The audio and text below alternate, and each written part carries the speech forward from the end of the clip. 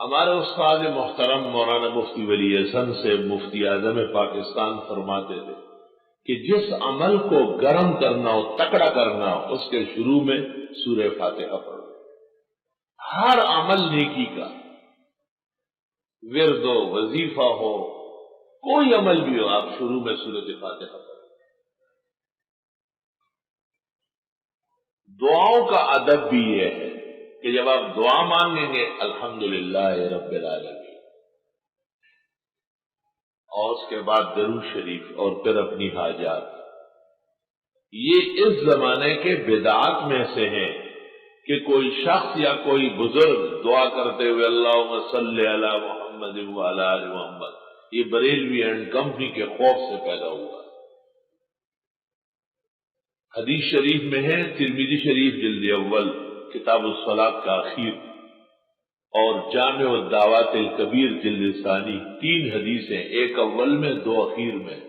اذا دعوت فاحمد اللہ ثم صلی علی النبی ثم سل تعطی، جب بھی دعا مانگو پہلے اللہ کی حمد کرو، پھر درود شریف پڑھو، پھر حاجات مانگو، اللہ دے گا۔ اللہم صلی علی محمد سے درس شروع کرنا، جیسے بعض خطیب کرتے ہیں قرآن کا درس تو پہلے درود شریف پڑھ لو، یہ بات بدعات میں سے ہے، غلط طریقہ ہے۔ ثم صلی، ہمیشہ درود بعد میں۔ بدعتیوں نے جو اذان سے پہلے شروع کیے اس میں بھی تباہ ہے۔ کسی حدیث میں دنیا کے اندر قبل الاذان نہیں ہے، بعد الاذان۔ ثم صلوا علیہ، ثم صلوا علیہ۔ کتاب الاذکار والدعوات میں نووی نے بھی آداب میں پہلے حمد پھر درود لکھا ہے، اور نزل الابرار فی الدعوات عن المعصور عن سید الابرار نواب صدیق حسن خان قنوجی نے بھی حمد کے بعد درود لکھا ہے۔ احکام دعا میں مفتی محمد شفیع صاحب نے بھی حمد کے بعد درود لکھا ہے،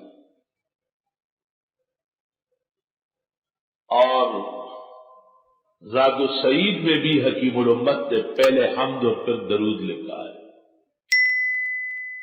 کوئی عمل دنیا میں موجود نہیں جس وظیفے کے بارے میں کہا گیا کہ پہلے درود، سمجھ لو کہ یہ خلاف شرع وظیفہ ہے، پہلے حمد پھر وظیفہ، اخیر میں درود۔ ثم صلوا علیہ۔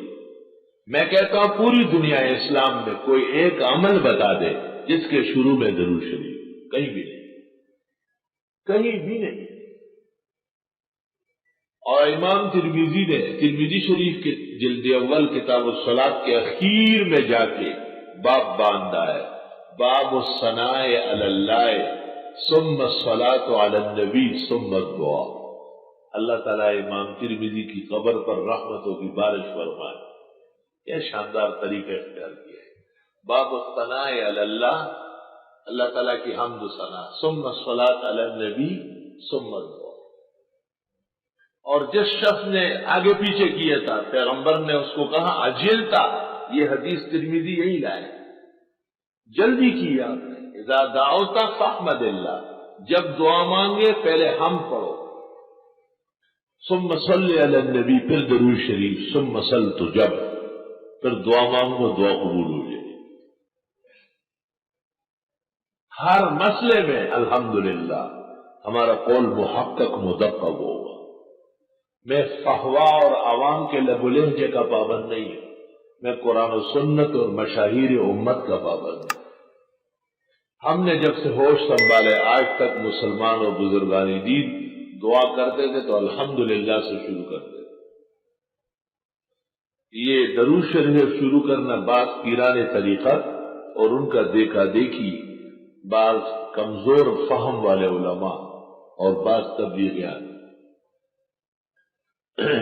آپ صحیح مسئلہ سمجھے اور صحیح بات پر عمل کریں، انشاءاللہ اللہ تعالیٰ آپ کو اجر دے۔